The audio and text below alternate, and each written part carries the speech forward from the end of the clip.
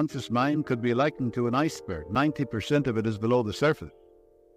It is your subconscious mind that does the work according to the orders given by your conscious mind. What you think with your conscious mind, you produce with your subconscious, you see. A very interesting thing, which I think you will appreciate, is to know about Dr. Arthur Thomas. He's now minister of the Church of Religious Science in Pasadena, but he was the minister in Reno, Nevada, for a long time. He gave me permission to write this about him. He had been a captain in the British Navy at one time. More recently, he had been in the wholesale business as well as in the real estate in Los Angeles. About 10 years ago or more, he started attending my lectures on Sunday mornings. He said, I realized suddenly my thought was the only creative power of which I was aware, and I was going to create what I really wanted. Consequently, he began to affirm to himself frequently, I am a minister now. I am teaching the truths of life to people. This is what he used to say to himself. Every night he would imagine he was expatiating on the great truths to a wonderful group of men and women in a church. Not any particular church, just a church. You can do that in your mind, can't you? He continued to think along these lines for a month or so when he decided to take the ministerial course at the Institute of Religious Science here in Los Angeles, confident of the end result, as he had already imagined and felt as true the reality of that which he imaged in his mind. He passed all tests and examinations in divine order, was offered the church immediately after finishing his seminary course. He is now doing exactly what he decreed mentally. He knew that his subconscious mind would respond mathematically and accurately according to his thinking process. That's the meaning of according to your faith is it done unto you. And of course it is. During a trip to Mexico a few years ago in a famous pyramid, I met a minister who had a pronounced facial tic, which was very aggravating and humiliating to him. He had received alcoholic injections, which were supposed to deaden or paralyze the nerve. But after some months, the tic flared up again. The condition became very acute when he spoke before his congregation or other social gatherings. He had reached the point where he was actually contemplating resigning because of the comments of the people and his own sense of embarrassment. You know, the tic was in the right eye, and you think, well, this particular aggravating condition would go on while he was talking. Well, as he said to me, a lot of people think I'm dating someone or I'm flirting with them, he said. After a prolonged discussion, I remarked that I had a deep inner feeling that he had a pronounced sense of hurt, plus the guilt complex, which he was unwilling to face subjectively and objectively. This tic condition was affecting his right eye, which could possibly symbolize something he did not want to look at in his home or office. There was some reason why his subconscious mind was selecting his face and his right eye as a scapegoat.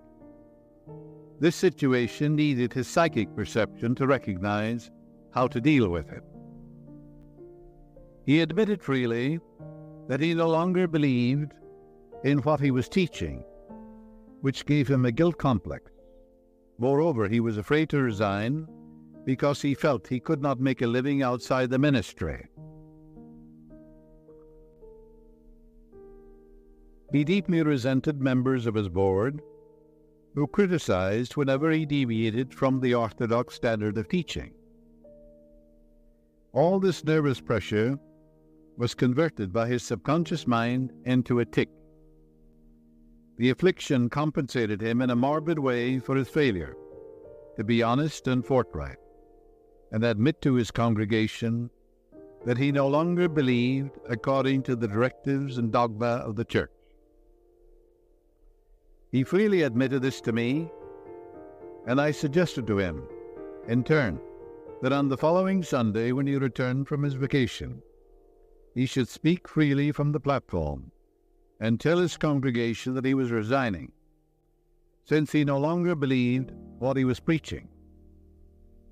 He understood that to teach one thing and to believe another created a powerful negative conflict in the mind, resulting in mental and physical disorder. He spoke from the depths of his heart to his congregation, then resigned. In a letter to me, he said, "I felt a tremendous relief and a great sense of peace came over me.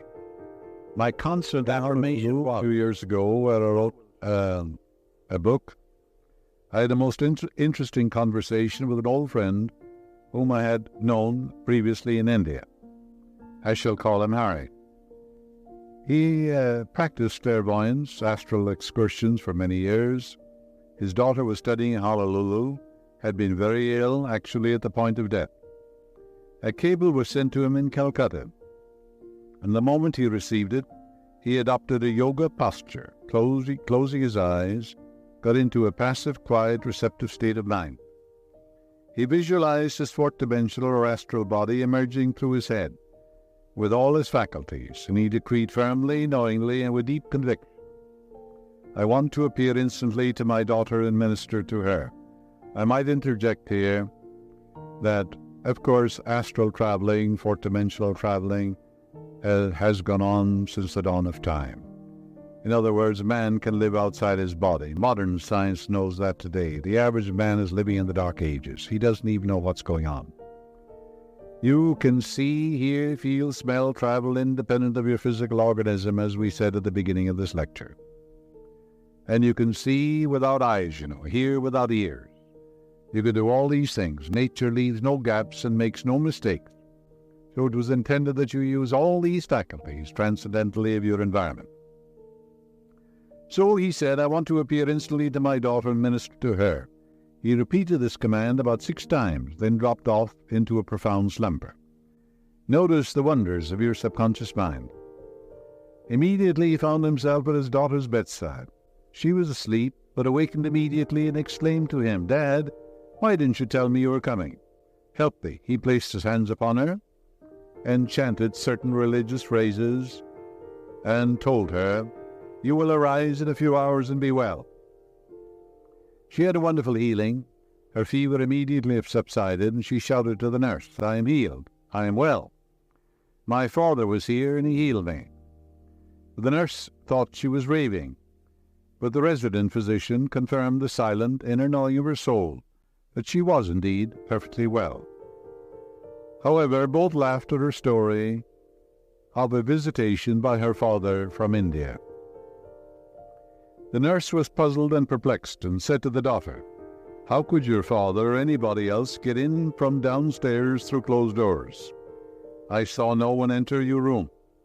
The daughter explained to the nurse, "Oh, my father visited me in his fourth-dimensional body. He laid his hands on me and prayed with me." The nurse said, "I don't believe in ghosts, apparitions, or voodoo." The girl realized that further explanations would be useless. Harry said that he was perfectly conscious all the time. Considering the distance between Calcutta and Honolulu and the time difference, he discovered that he'd been absent from his physical body just 10 minutes in all. Harry is a medical doctor, has tremendous faith in spiritual healing, is very familiar with the many schools of healing. He realized his presence gave a tremendous transfusion of faith, confidence, and courage to his daughter, which impregnated her subconscious mind, and according to his belief and that of his daughter, it was done unto her. These are the wonders of the friend within you. That's the deeper mind. Your subconscious mind is never short of ideas.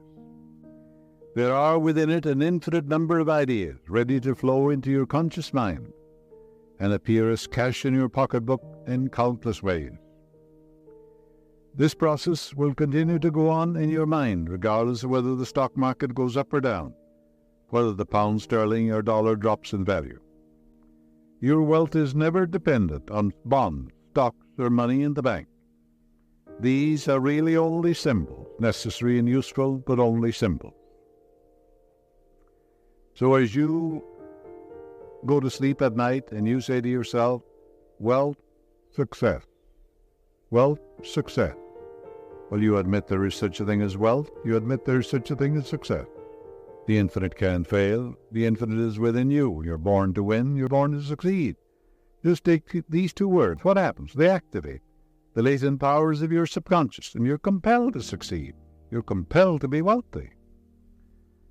The point I wish to emphasize is that if you convince your subconscious mind that wealth is forever circulating in your life and there's always a surplus, you will always and inevitably have wealth regardless of the form it takes. It has taken the form, as you know, an amalgam of copper and tin or zinc or something right now. It hasn't any intrinsic value. You use a piece of paper, don't you? The only value it has, the value that we place upon it. The government says this $10 bill will buy so many oranges and all that. All it is a piece of paper. It isn't even silver, it's not even gold. There are people who claim that they're always trying to make ends meet. They seem to have a great struggle to meet their obligations. Have you listened to their conversation? In many instances, their conversation runs along this vein. They're constantly condemning those who have succeeded in life and who have raised their heads above the crowd.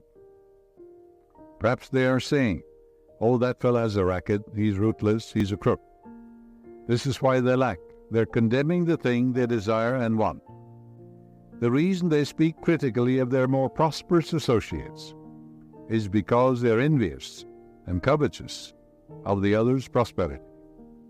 The quickest way to cause wealth to take wings and fly away is to be envious, jealous, or criticize and condemn others who have more wealth than you. You can rest assured that that will impoverish you and bring more and more lack into your experience.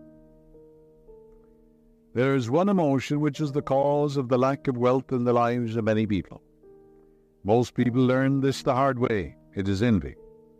If you see a competitor depositing large sums of money in the bank and you have only a meager amount to deposit, does it make you envious?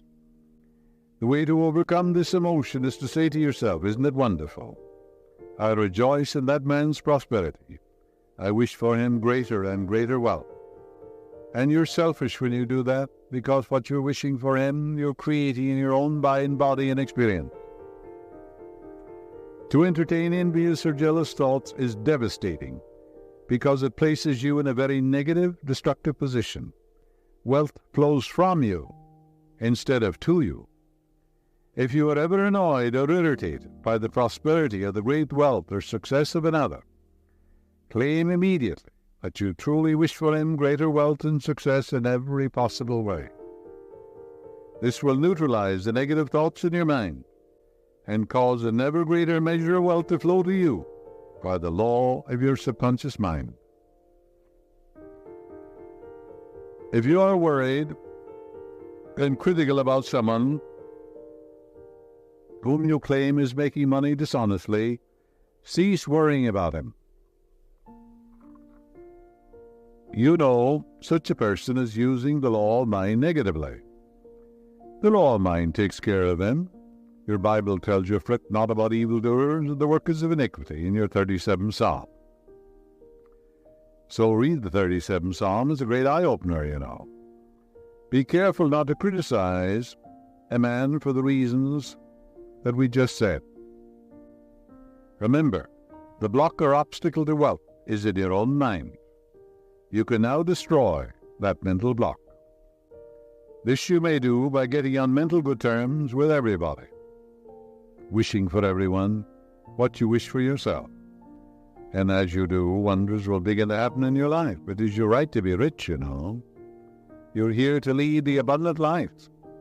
You're here to be happy, radiant, and free. You should therefore have all the wealth you need to lead a full, happy, and prosperous life. Of course you should. You're here to grow, expand, and unfold spiritually, mentally, materially, and professionally. You have the inalienable right to fully develop and express yourself along all lines. You should surround yourself with beauty and luxury. Why be satisfied with just enough to go around when you can enjoy the riches of your subconscious mind? Yes, make friends with money, and you will always have a surplus. Your desire to be rich is a desire for a fuller, happier, more wonderful life. It is a cosmic urge. It is not only good, but very good. Money is a symbol. It means to you not only freedom from want, but beauty, luxury, abundance, and refinement. It's a symbol of the economic health of the nation. When your blood is circulating freely in your body, you're healthy. When money is circulating freely in your life, you're economically healthy.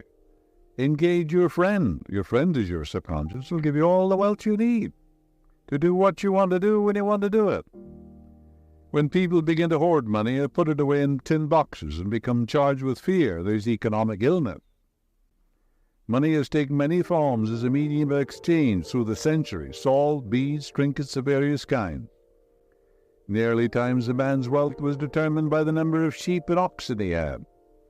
Now we use currency and other negotiable instruments, as it is much more convenient to write a check than carry some sheep and cattle around with us to pay our bills. Now, as you go to sleep at night, and every night you go to sleep, practice a very simple technique. Repeat the word, wealth, wealth, success. Wealth, success. You admit there's such a thing as wealth. Walk down the street, go out in the country. Can you count the stars or the sands of the seashore? And you're born to win, to succeed. The infinite can fail. The infinite is within you. So wealth, success. Use these words quietly, easily, and feelingly. Do it over and over again as a lullaby. Yes, you will be amazed at the result. Wealth will flow to you in avalanches of abundance. This is an example of the magic power of your subconscious.